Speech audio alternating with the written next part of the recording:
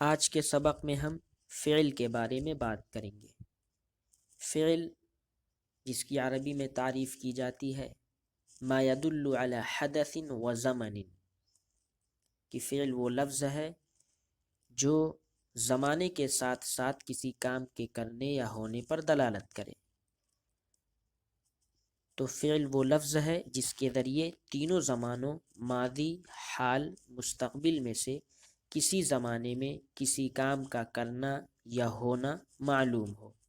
یعنی فعل دو چیزیں بتلاتا ہے، ایک تو کسی کام کا کرنا یا ہونا، اور ساتھ ساتھ یہ کام کس زمانے میں، ماضی میں یعنی پاسٹ میں، حال میں یعنی پریزنٹ میں، یا فیوچر میں یعنی مستقبل میں کب ہوگا، اس کو بھی بتلاتا ہے۔ تو فعل وہ لفظ ہے جس کے ذریعے کسی کام، کسی ایکشن کا علم ہو اور ساتھ ساتھ اس کام کا زمانہ بھی پتہ چلے۔ اس کو اب ہم مثال سے سمجھتے ہیں۔ حامد اکل التفاح، حامد نے سیب کھایا۔ تو لفظ اکلا سے سیب کے کھانے کا علم ہو رہا ہے، اور ساتھ ساتھ یہ بھی پتہ چل رہا ہے کہ یہ کھانا بولے جانے سے پہلے زمانے ماضی میں، پاسٹ میں پیش آیا۔ Hamid ate the apple, Hamid نے سیب کھایا۔ دوسری مثال، راشد یشرب اللبن، راشد دودھ پی رہا ہے۔ راشد از ڈرنکنگ ملک۔ تو یشربو کے ذریعے دودھ کا پینا معلوم ہو رہا ہے، اور ساتھ ساتھ یہ بھی معلوم ہو رہا ہے کہ یہ کام، یہ دودھ کا پیا جانا زمانہ حال میں، پریزنٹ میں ہو رہا ہے۔ تو زمانہ حال میں دودھ کا پیا جانا لفظ یشربو سے معلوم ہو رہا ہے، تو یہ یشربو فعل ہوا۔ تیسری مثال، ساجد یذهب غدا، ساجد کل جائے گا۔ ساجد ول گو ٹمورو۔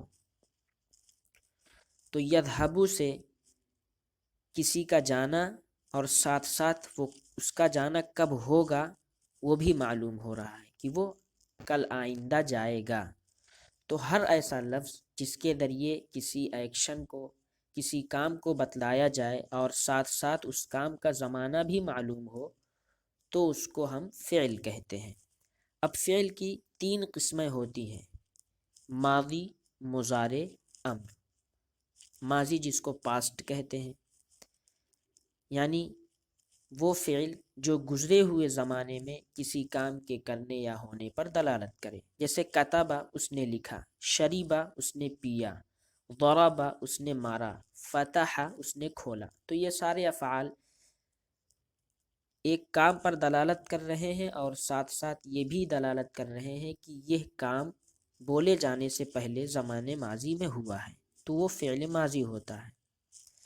فعل مضارع یہ حال اور مستقبل دونوں کے لیے استعمال ہوتا ہے۔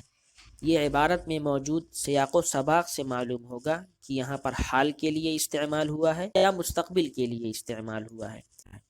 تو یکتب وہ لکھ رہا ہے یا لکھے گا، یشرب وہ پی رہا ہے یا پیے گا، یضرب وہ مار رہا ہے یا مارے گا، یفتح وہ کھول رہا ہے یا کھولے گا۔ تو یہ سارے الفاظ زمانہ حال یا زمانہ مستقبل، پریزنٹ یا فیوچر میں ایک کام کو کے ہونے کو بتلا رہے ہیں۔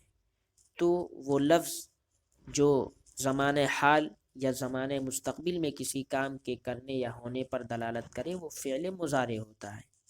فعل امر، امر ہم کسی کو کسی چیز کا حکم دیں تو وہ فعل امر ہوتا ہے۔ یعنی زمانہ حال میں کسی کو کسی کام کا حکم دینا جس لفظ کے ذریعے ہوگا، اس لفظ کو فعل امر کہتے ہیں۔ جیسے اکتب تم لکھو، اشرب تم پیو، اضرب تم مارو، افتح تم کھولو۔ تو یہ فعل کی قسمیں ہوئی۔ اب انشاءاللہ آئندہ اسباق میں ہم ماضی، مضارع اور امر کو الگ الگ وضاحت کے ساتھ بیان کریں گے۔